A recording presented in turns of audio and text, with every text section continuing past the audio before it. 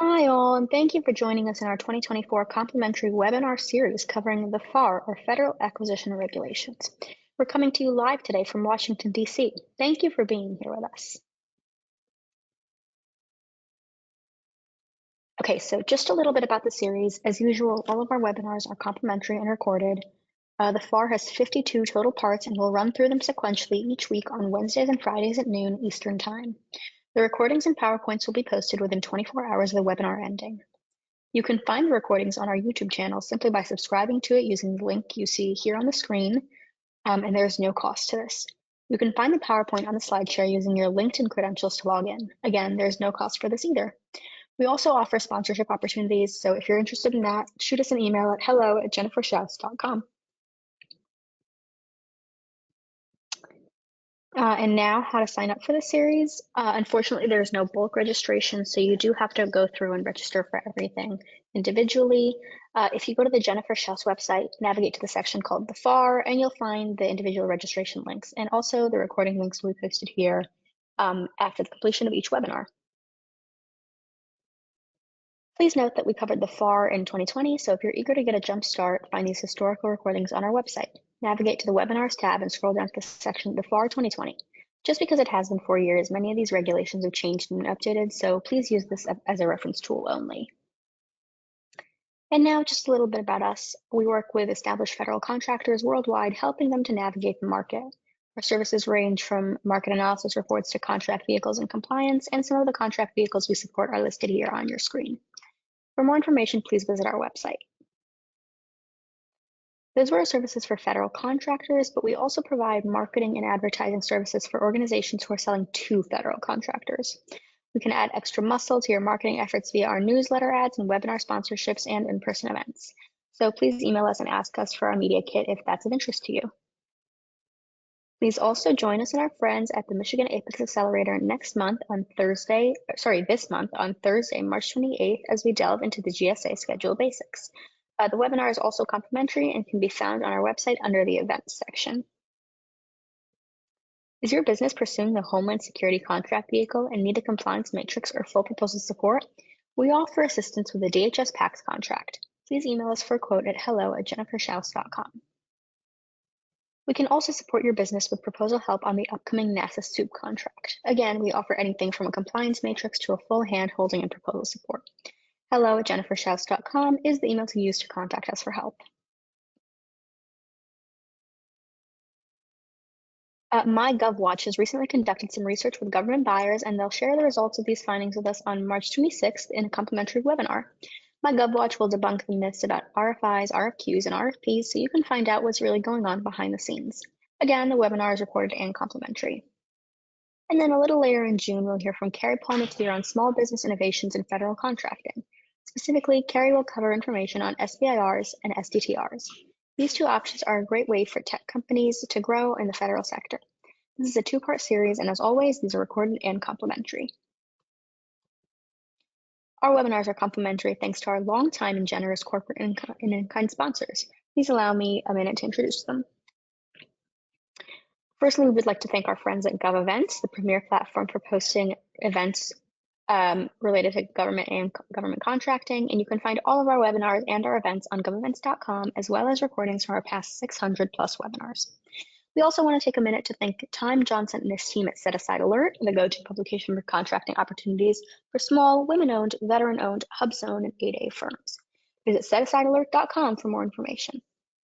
The Fairfax Economic Development Authority has an online calendar of events and webinars, and we want to thank them for posting our events and webinars on their calendar.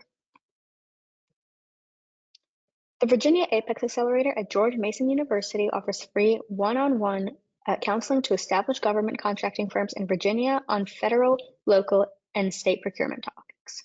If you're interested in learning more, please use the links provided to explore their services, review homework recommendations, register for live training, and find useful links to agencies and other self-directed learnings.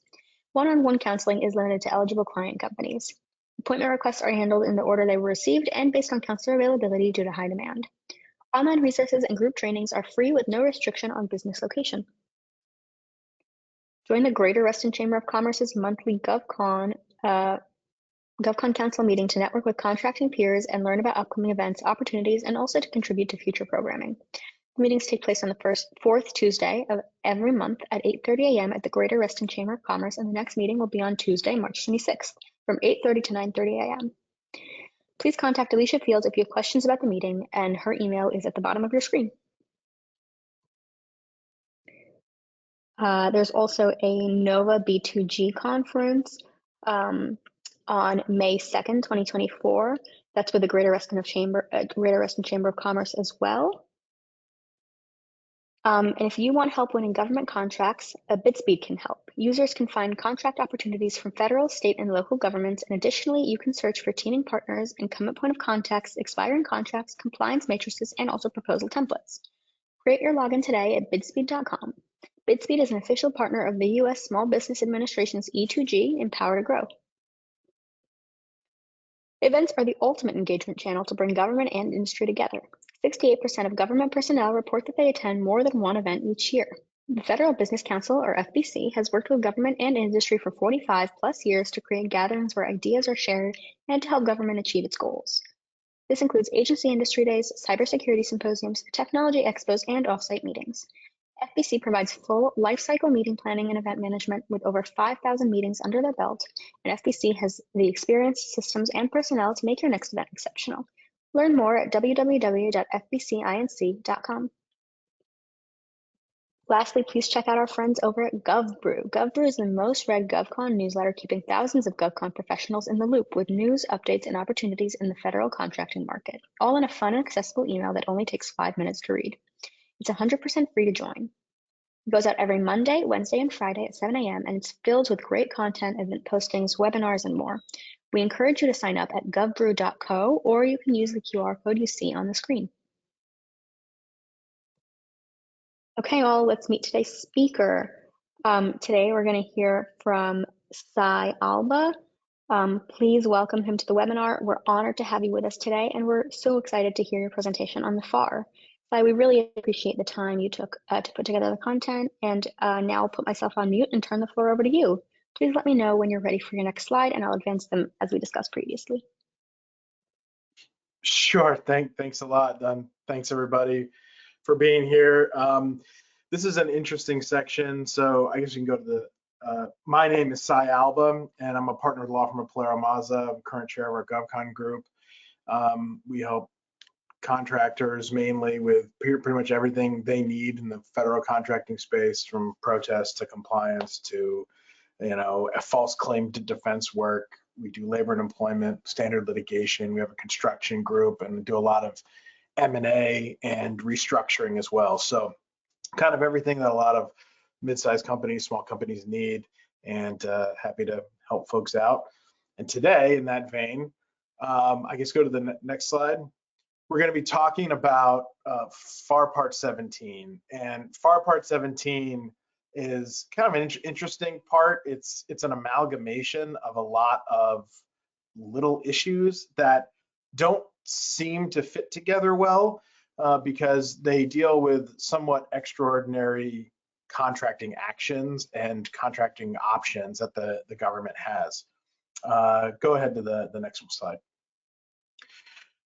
And some of the key aspects here that the government uses in FAR Part 17 is their policies and procedures for the acquisition of supplies and services through special contracting methods. So some of these things are more special than others, as we'll go through. Things like options are pretty standard, pretty run-of-the-mill. And then in other cases, like where there's leader-follower contracts, they're very exotic and not the kind of thing that a lot of companies have probably ever even heard of or seen. In fact, a lot of people in the legal community and the government contracting side and sort of polled all friends and people I know at various firms. It's extremely rare. Most people have never actually seen it in the wild, but I'll give some examples. We'll kind of talk about those things. And then some of the stuff talks about the government itself and how the government itself interacts with other agencies and interagency acquisition support and things of that nature. So it's a very eclectic mix of these special contracting methods. Go ahead to the next slide.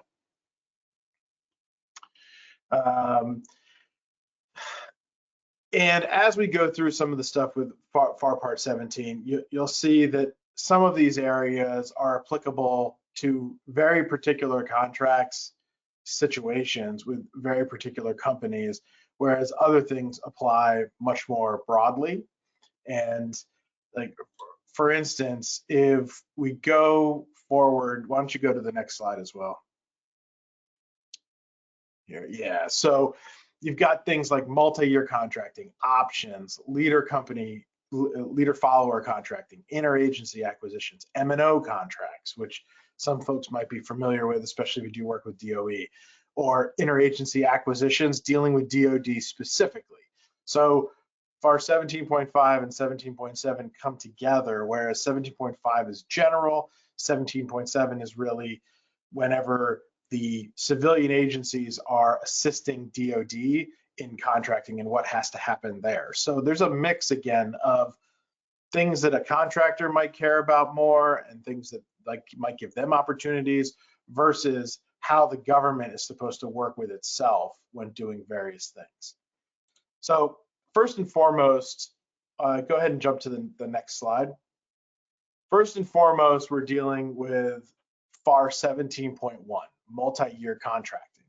And a lot of times people, if you're doing research on your own or you're trying to look up, you might have some dispute going on and you're doing some research, you might find interesting, good either cases or good FAR citations in Part 17 that you think apply to your contract, and it probably doesn't, because multi-year contracting is not your standard 1+4 type procurement where there's a 1-year base period and 4 1-year option periods. That is not multi-year contracting under FAR 17. Multi-year contracting is more of a long-term contract where you essentially have what I'll call a guarantee of more than 1 year. And that doesn't mean you're absolutely going to get it, but it's a scenario where instead of the government having the right to exercise an option to extend a contract period, the government already has contracted with you for a period of performance longer than a year. And I think a lot of people feel like your standard contract, it's like, oh, I want a 5-year contract, or oh, I want a 10-year contract. But you really didn't. You really won a 1-year contract with the potential for the government to exercise an option if they want to. And they have no obligation to exercise that option whatsoever. It's really something where, in this case, if it's a true multi-year contract as opposed to a multiple year contract, they are giving you a 5-year contract. There's no options. It is a multi-year contract. This also isn't the scenario where you have an IDIQ contract like STARS 3 or one of those where you might have a base period of 3 years and then you have 7 1-year options or something like that. That is also not necessarily a multi-year contract because it's an IDIQ. So yes, you have more than 1 year, but there's no guarantee of work. You still have to compete for task orders.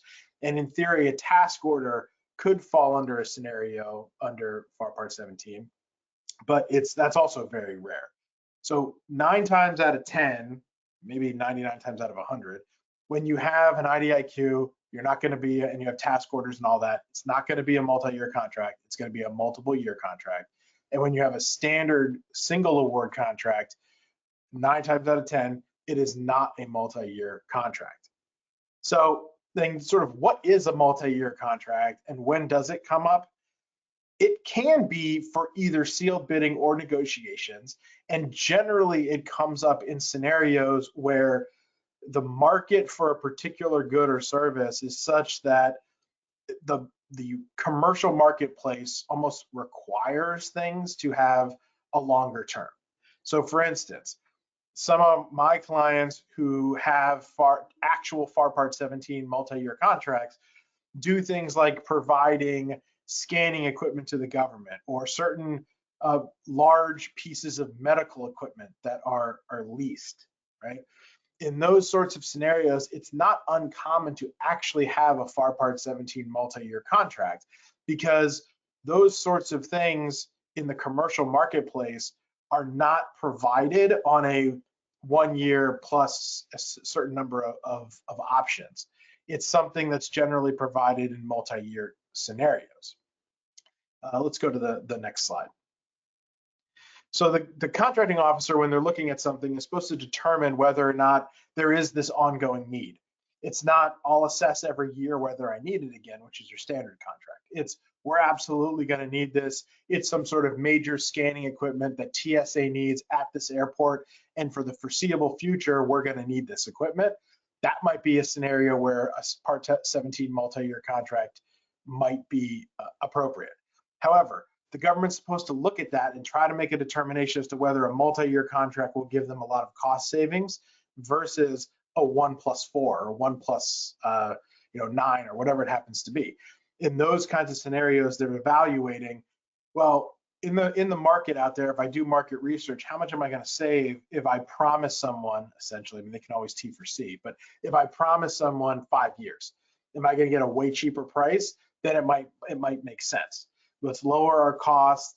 Let's make it so that if we need products or we need this equipment across an agency, we'll get a better price if we get it across the agency for 5 years, and then everyone has the same equipment, plus we get a better discount. Do we need something that's going out of production, right? Or do we need something that is for a longer term period, and we have this particular software or something that has to use older hardware, whatever it happens to be? Do we need to get a bunch of it now and make sure that this company is going to be around for the next at least 5 years? Because we might need them to do that work. That's like another basis to do it. What I find interesting, though, especially on the cost piece of it, is oftentimes contractors don't necessarily understand the difference between a multiple year contract and a multi-year contract, and they treat every contract as if it's a multi-year contract. So for instance, if I'm a contractor and the government needs me to do work and they award me a standard 1+5 option year type contract, 1+4 rather, I might go lease space for 5 years. And I'll say, I'm definitely going to get this. Unless I screw it up, they're going to keep giving me options. And then or a software, I lease software, or I sign up to a 5-year commitment for whatever it happens to be, because I assume I'm going to have the work. And then the government doesn't exercise the first option.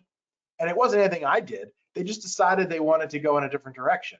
I hear that all the time from clients, and they say, well, I have this lease, I need to get paid for this. I'm going to go bankrupt if I keep this lease.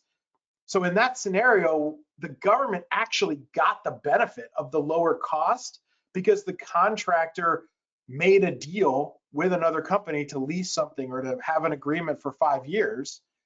So the government's getting the benefit of that lower cost on an annual basis, but the government's also, in 99% of cases, not on the hook to pay that contractor.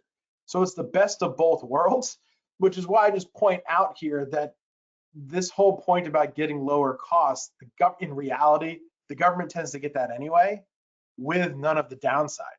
Because if you're in a FAR 17.1 multi-year contract and you do terminate, there will be a cost associated with that that does not exist in the standard contract. So if the government terminates one of these multi-year contracts, they have to pay some, we'll call it a penalty, for that termination in order to help cover the contractor's costs. And that's pre-negotiated upfront. So if you only have 1 year, the government might have to pay $250,000 to terminate the contract. If they finish 2 years, they might have to pay $230,000, right? And it tends to go down over time. But there's a sort of guarantee there that you're going to get some money for an early termination. Whereas a standard contract under Part 15 or 16 or 13, 13 is a little different, but you don't get that promise of payment. You're just out of luck. And so if you're not in an actual multi-year contract, you need to try to negotiate with your vendors or the company you're getting that lease from to see if you can get termination for convenience rights. So if the government terminates you for convenience, you can terminate the lease, or you can terminate the software deal, or whatever it happens to be. That's going to give you not as good a price, but it's going to protect you. Whereas in multi-year contracting, you have some protection. And if you negotiate with the government that the early termination fee will be whatever you would owe to the other party, maybe plus some G&A and overhead and that kind of stuff, then that's great. That's what you want to do. But you are going to get some payment out of it, unlike a standard contract. Let's go to the next slide. And when you're in a standard contract, on that standard 1+4 type scenario, you're dealing with options. So FAR 17.2 deals with just those sorts of scenarios where you have an option contract. And when you're dealing with this is most contracts, at least the ones that I see, tend to be your standard contracts with options. General multi-year contracts will not have options. They will just be a promise for some period of time, whereas a multiple year contract will have these option scenarios. The government is only really obligated to work with you for that base period. If it's a 3-month base period, a 1-month base period, a 1-year base period, a 3-year base period, whatever it is, that's what the government is promising you. And if they terminate for convenience, which they're allowed to do, even if it's not written into the contract, they won't owe you some pre-negotiated amount like we talked about before. They will owe you whatever your costs are that you've incurred to date, whatever reasonable windup you've had. If it's a commercial contract, there's other ways to calculate that. But in the standard arrangement, you're not owed money for the options that they didn't exercise. Those are just gone because it's the government's option. It's not your option. You can't accept it or decide what to do with it. And we'll get into a couple caveats in a minute.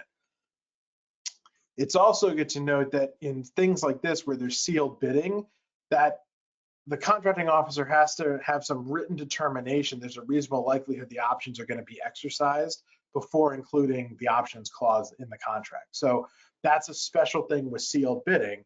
And this is also a place where if you do your own research and you're looking around, you might find great language in the FAR talking about sealed bids or in cases talking about sealed bids. But unless you actually have a sealed bid, none of that applies to you. So that's another thing to note here, that if you're doing standard contracts by negotiation, which are most contracts, unless you're in certain construction industries or things of that nature, that it is not a sealed bid. And so certain things like mistakes that you might make in a bid, there are different rules as to whether you can correct a mistake or a Scrivener's error where you added things wrong or something like that. If it's a sealed bid, you can generally correct those. Whereas if it's a negotiated procurement, you can't. Well, you can't easily, right? And so in those sorts of issues, you need to think about that as well. So standard options, you get terminated for convenience, you're not really entitled to lost profits unless you can show there was bad faith, which is extremely difficult to do.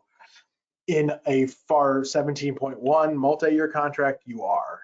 That's part of the major difference. Let's go to the next slide. Also, FAR 17.2 options, the government's supposed to determine that it's in their interest, right?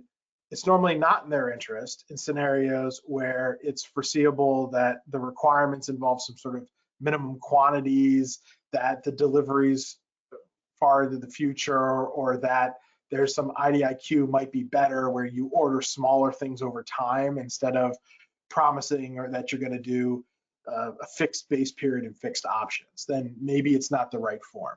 It's definitely not the right form if the contractor is going to incur undue risks. But the reality of that as well is that oftentimes I see the government, or I definitely come up with cases and clients call me, especially since COVID and inflation and all that stuff, where the government, even if they're in a scenario where maybe they shouldn't have done this because there's all these undue risks and market instability and things of that nature, they still do it. Because let's be honest, in a scenario where you have a firm fixed price contract without an economic price adjustment clause, that's going to inure to the benefit of the government. Because generally speaking, unless you're going way out on a limb and FAR Part 50, which is like asking for extraordinary relief, the government generally is not going to give that to you. If you negotiate a firm fixed price contract and the price goes up substantially, that's generally on you. You can sort of beg to get out of it and get a termination for convenience, but the government doesn't have to give that to you. And if the government sees they're getting a great deal, and if they think that you're going to be able to continue performing, you're not going to go bankrupt, the government can keep exercising options and sort of force you to stay on the contract. And if you walk away, then you're going to get terminated for default, most likely. And if the government goes out and has to procure something for a higher price, they can charge you for that.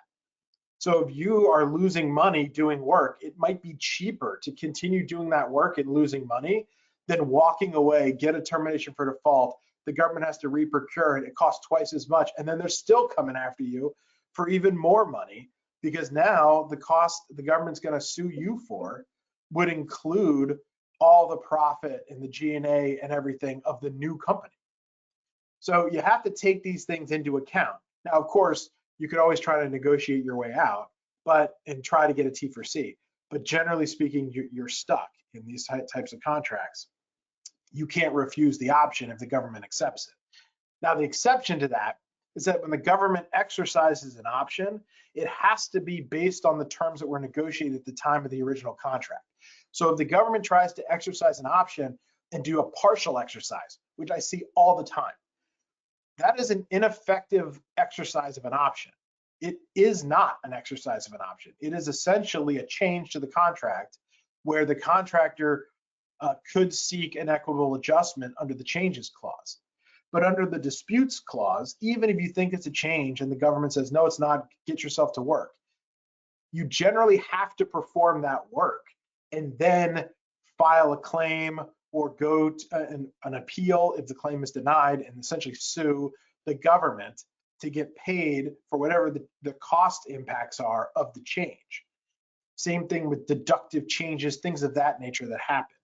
The government, in a standard exercise of an option, it has to be exactly as the option was written at the time that you started the contract. Now, if they exercise an option with some major change, whether it's a deductive change, which is usually what happens, and it's a major change, that can be considered what they call a cardinal change. And if it's a cardinal change, the contractor does have the right to walk away. And the reality, though, is the government's probably still going to threaten you with a termination of default. They might actually terminate you for default. And then you have to go through the process of appealing that termination for default.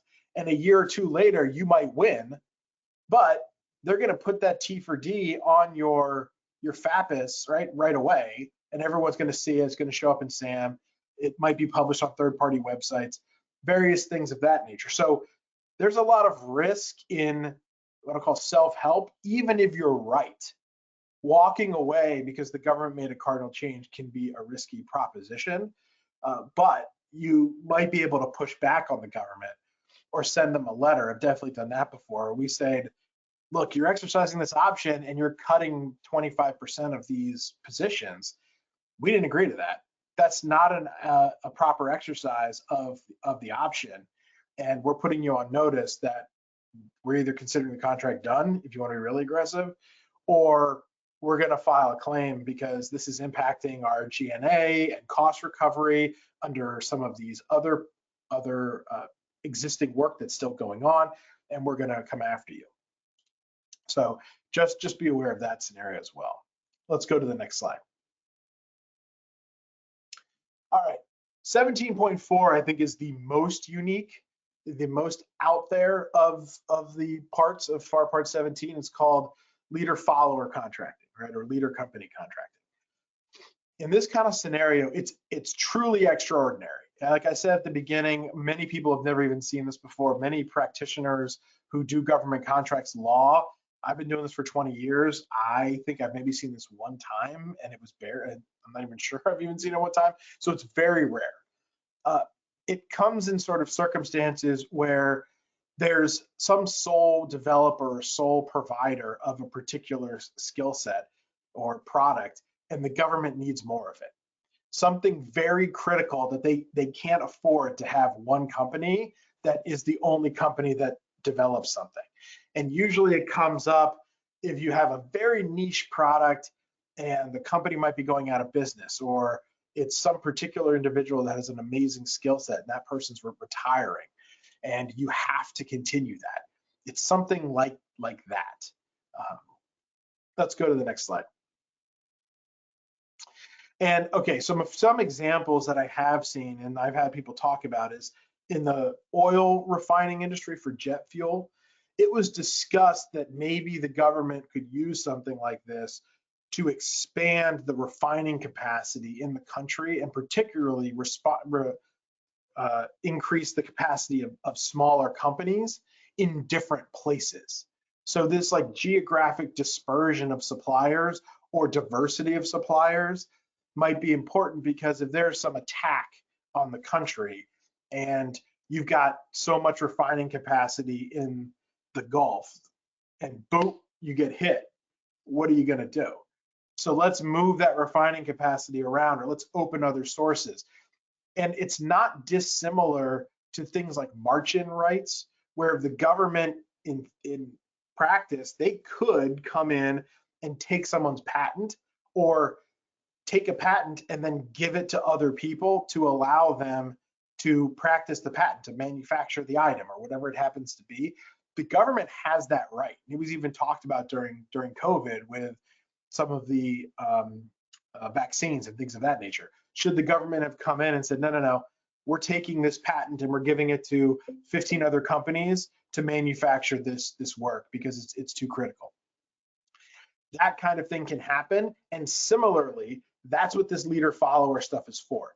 If the government at the sovereign level needs something and they can't just have one party do it, they can contract to stand up other services and essentially have the leader company teach competitors how to do what they do. Now, the caveat there is the trade secrets or intellectual property still has to be protected. And so they can force the company to license things out to other parties and to help manufacture it, or have multiple sources using one company's specialized intellectual property. And that can happen also with major DoD components. Or let's say you had something like a legacy aircraft or a legacy ship that we had to keep going, and the company had sort of moved on that had certain proprietary components. They had moved on to build bigger and better things, or maybe they were moving out of the government contracting space or something like that. That might be a good avenue for a FAR 17.4 leader follower contract, where they say, that's great, you're going to get out of this, but we still need it.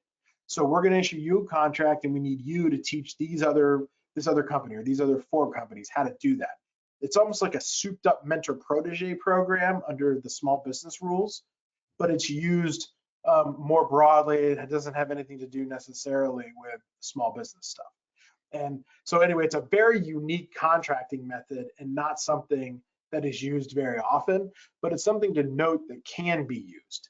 And if you find a company, if you're a company that is looking to branch out into other areas, if you find a scenario where there's another business and you know someone who's going to retire, or their company might be wanting to shut down, and they have some sort of specialized expertise like this, you might want to get in good with them and suggest that instead of you buying their company or something, that maybe you could be a sort of follow on to them, and you can then license their IP, do work for the government, and they still make some money because of license fees, but you're growing your capacity and your capability.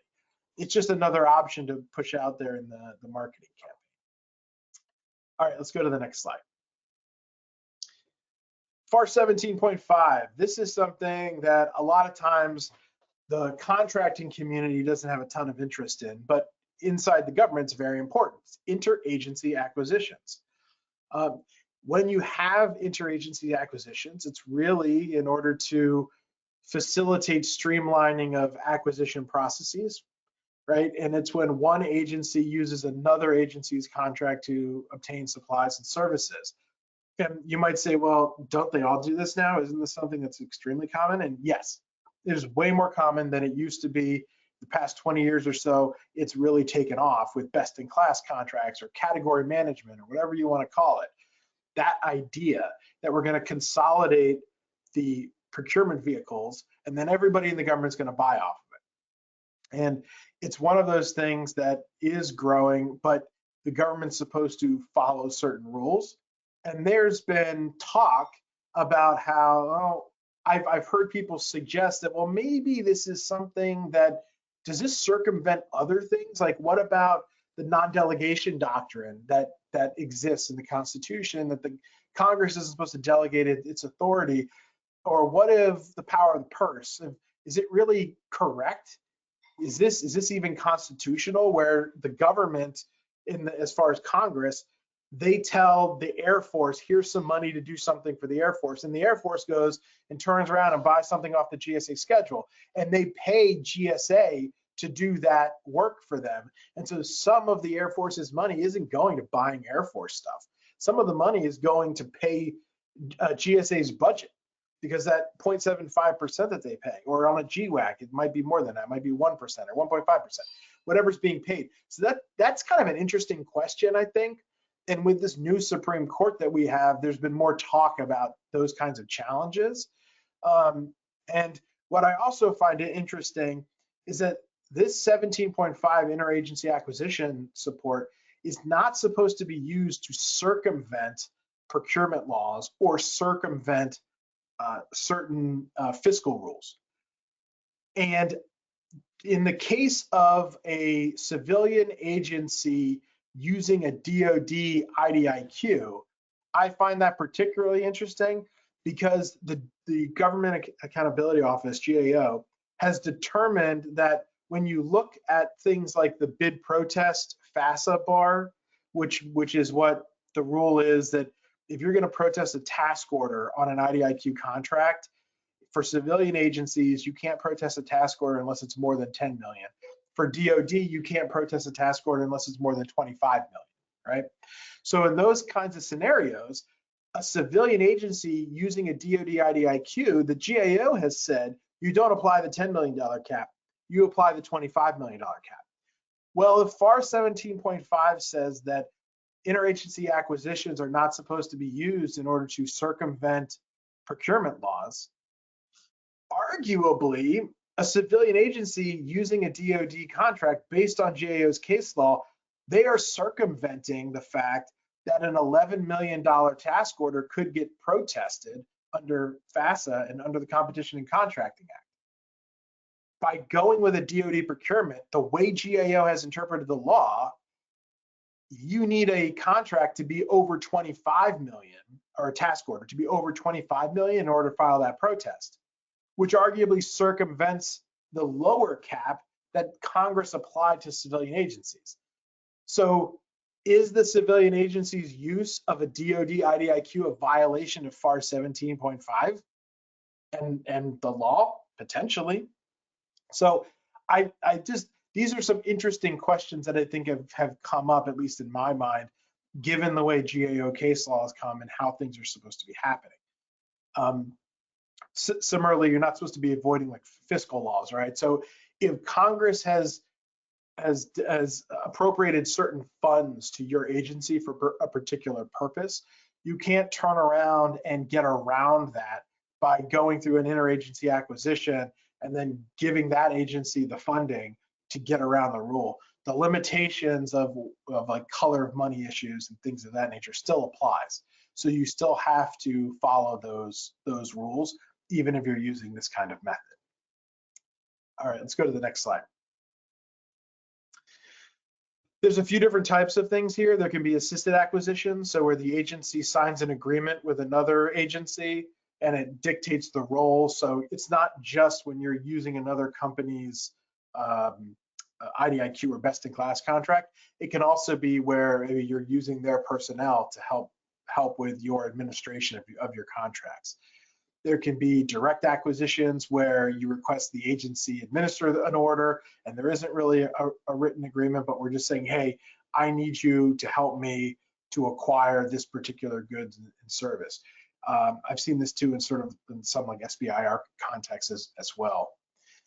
But you're supposed to, every time you're doing this, you're supposed to be reporting this to OMB so that they're supposed to be keeping track of how much this is going on and how much of this is happening, because it's tracking the money moving around.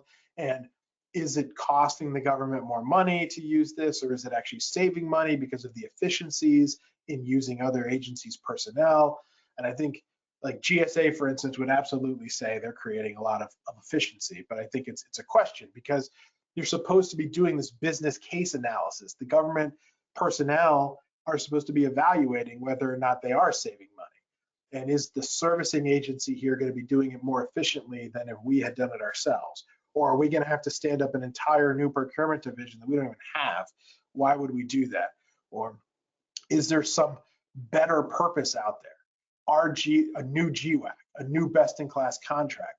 Is there really a gap that you need to fill? Or is your agency just trying to stand up a new best-in-class contract to bolster their budget? Because if it's the latter, you're really not supposed to be doing it. So that's 17.5. Let's go to the next slide. Another completely different type of contracting that I think people have seen before, or at least know of, is management and operation contracts, what they call M&O contracts.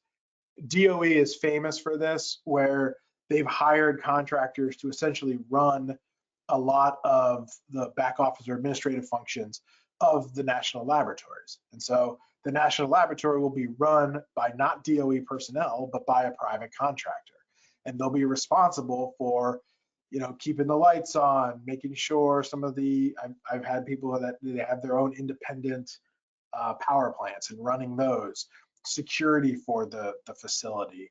And part of their jobs, some of these M&O contractors, are also to solicit work from what would be considered subcontractors to do work at the facility.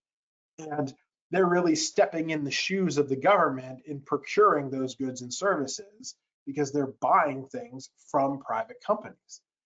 Now, on that point in particular, in the past, GAO had case law that suggested that if an M&O contractor is sitting in the shoes of the government and acquiring goods and services from subcontractors or people who are ostensibly a subcontractor, that subcontract should be following specific rules and the FAR and other things like that, because the M&O contractor is merely an agent of the government. And then therefore, the GAO should be able to take jurisdiction over protests if the M&O contractor violates the rules of the procurement or the law. More recently, though, GAO has reversed itself and said, no.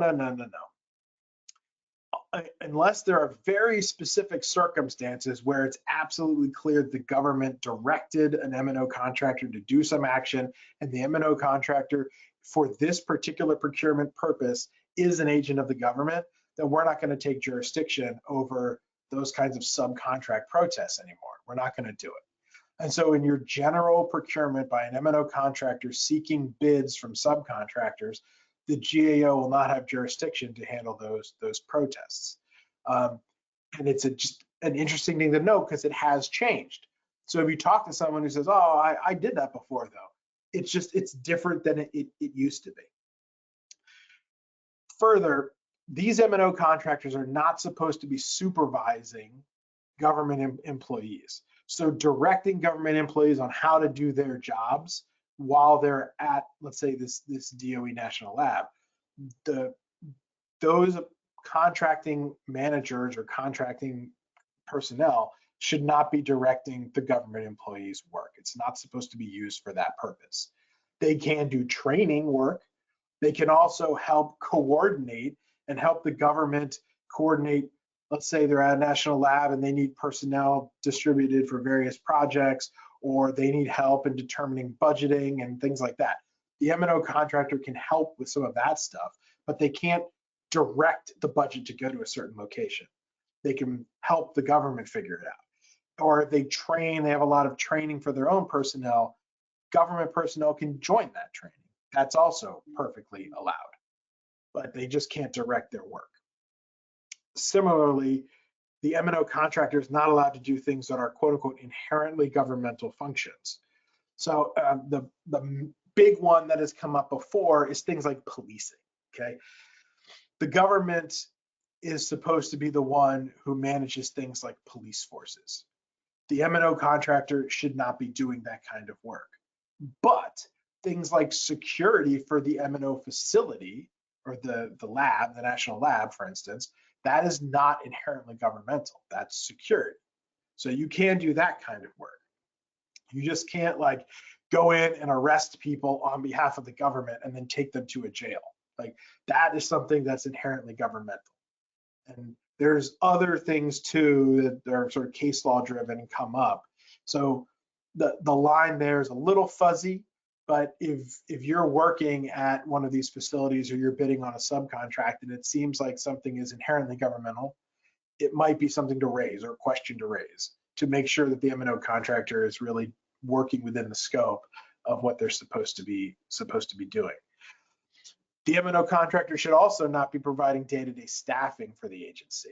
That should be done by agency personnel. And it should also not be a substitute for standard like rental or leasing services.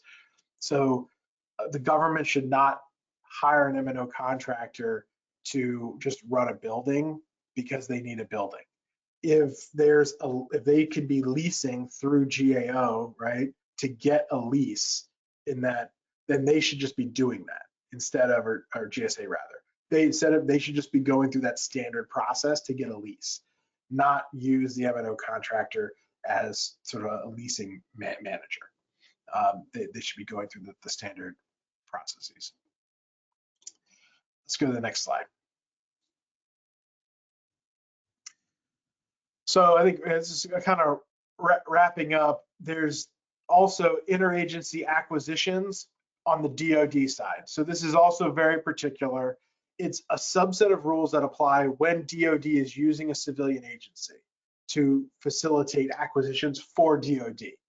So in that scenario, it's interesting too, because if DoD uses a civilian agency vehicle, then a company is allowed to protest, to go back to the issue areas before, a company can protest a task order, even though it's DoD, if it's $11 million, because they're using a civilian vehicle.